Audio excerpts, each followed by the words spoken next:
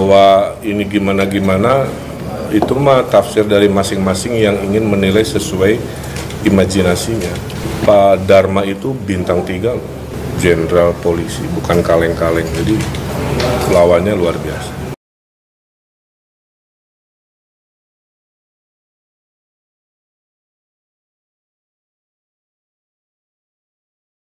Sebelum menyaksikan video ini, pastikan bosku jangan lupa subscribe. Karena subscribe itu gratis plus bonus tonton video terbaru setiap harinya.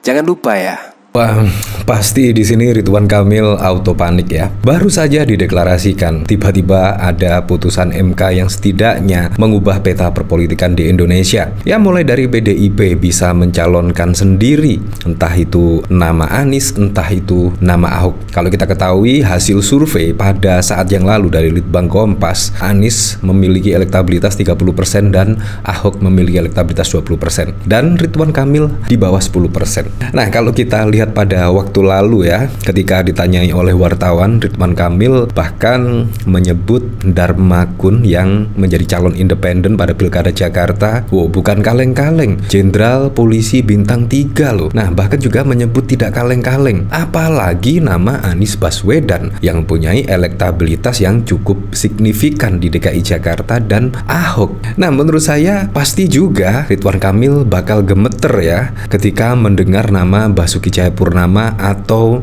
nama Anies Baswedan pada Pilkada Jakarta, karena elektabilitas Anies Baswedan di Pilkada Jakarta, wah, sudah tidak perlu diragukan. Bahkan dari hasil survei ada yang menyebut di atas 40% bila head to head melawan Ridwan Kamil. Bahkan kalau kita melihat pemberitaan dari sini ya, elektabilitas Ridwan Kamil, Ahok, Anies jelang Pilkada Jakarta.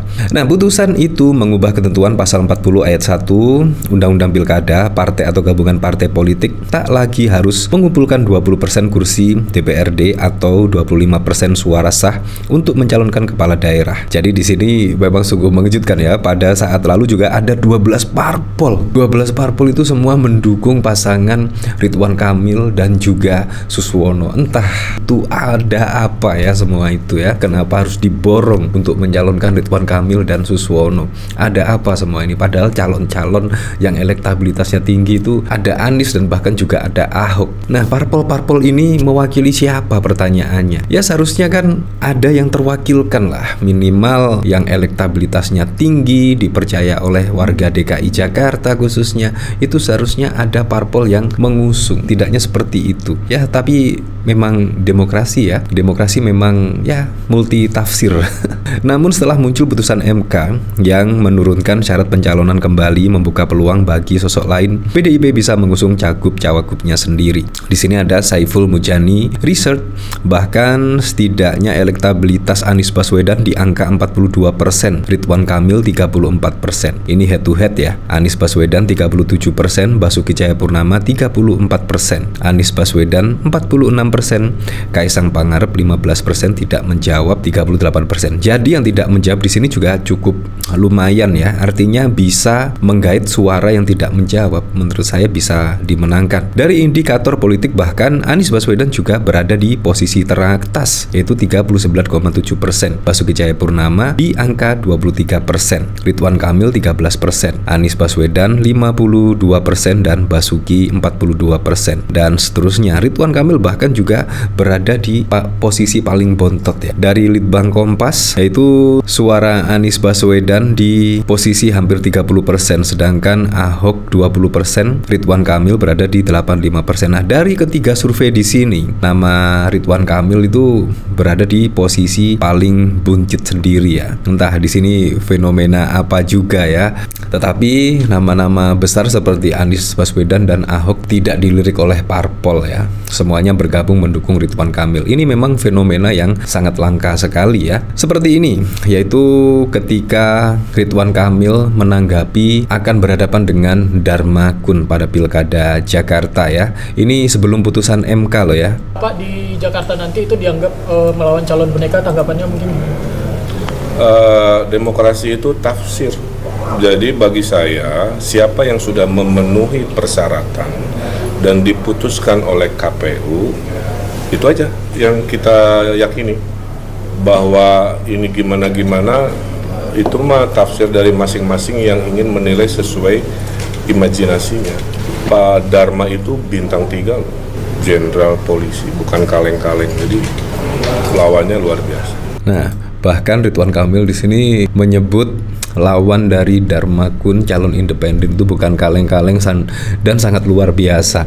Nah, kemungkinan ketika putusan MK dan sudah dipastikan lah PDIP akan mengusung calon sendiri, entah itu Ahok, entah itu Anies Baswedan, pasti juga akan kaget ya kemungkinan melawan Dharma Kun saja yang elektabilitasnya bahkan di hasil survei manapun belum ada di situ. Itu saja menurut Ridwan Kamil luar biasa dan bukan kaleng-kaleng, apalagi nama Basuki Cahayapurnama kalau kita lihat dari elektabilitasnya itu cukup tinggi bahkan. Nah, bahkan dari sini terlihat lah itu Ridwan Kamil ya setidaknya sudah grogi lah. Ridwan Kamil kita butuh gubernur Jakarta yang sefrekuensi dengan Presiden RI. Nah, ini juga maksudnya apa ya? Bahkan dikomentari oleh Rena Hasten, Jakarta harus beda lah, masa Rawon mau pimpin Jakarta? No way. Ya, kalau memang pada saat lalu belum ada putusan MK, saya rasa ya Ridwan Kamil pasti akan menang lah pada Pilkada Jakarta. Tetapi setelah putusan MK, wah kemungkinan bisa saja ada manuver-manuver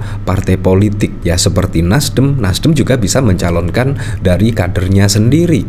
Begitu juga PKB bisa mencalonkan dari kadernya sendiri. PKS juga bisa mencalonkan kadernya sendiri. Padahal kalau kita ketahui PKS berada di koalisi perubahan, menurut saya ya ada iming-iming setidaknya akan dicalonkan kader dari PKS. Nah, ketika putusan MK kira-kira seperti apa ya? Kemungkinan dari ketiga parpol yang tiba-tiba bermanuver meninggalkan Anies Baswedan pasti juga akan menyesal ya kemungkinan.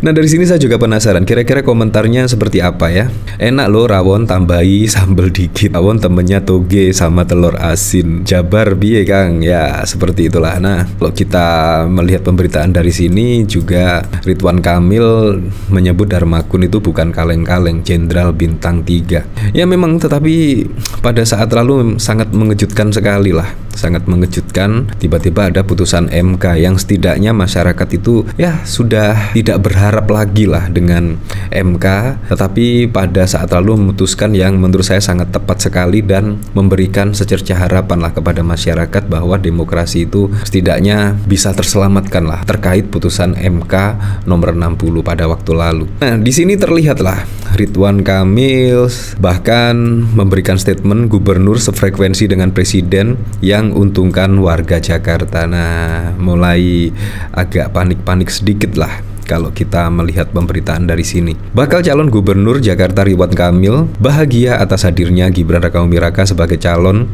presiden terpilih dalam deklarasi dirinya dan bakal calon wakil gubernur Suswono. Sebab Gibran bertanggung jawab untuk mengkoordinasikan aglomerasi di Jakarta dan sekitarnya. Kenapa kami sangat bahagia ada Mas Gibran di sini? Karena dengan undang-undang yang baru, wakil presiden RI diberikan tugas untuk mengorganisasikan aglomerasi Jakarta dan sekitarnya, kata Ridwan Kamil dalam deklarasi di Jakarta Pusat pada Senin 19 Agustus 2024. Nah, bisa saja terjadi ketika Anies Baswedan atau Ahok misal yang memiliki elektabilitas tinggi terpilih pada gubernur DKI Jakarta, pasti Gibran juga akan dibuat pusing ya.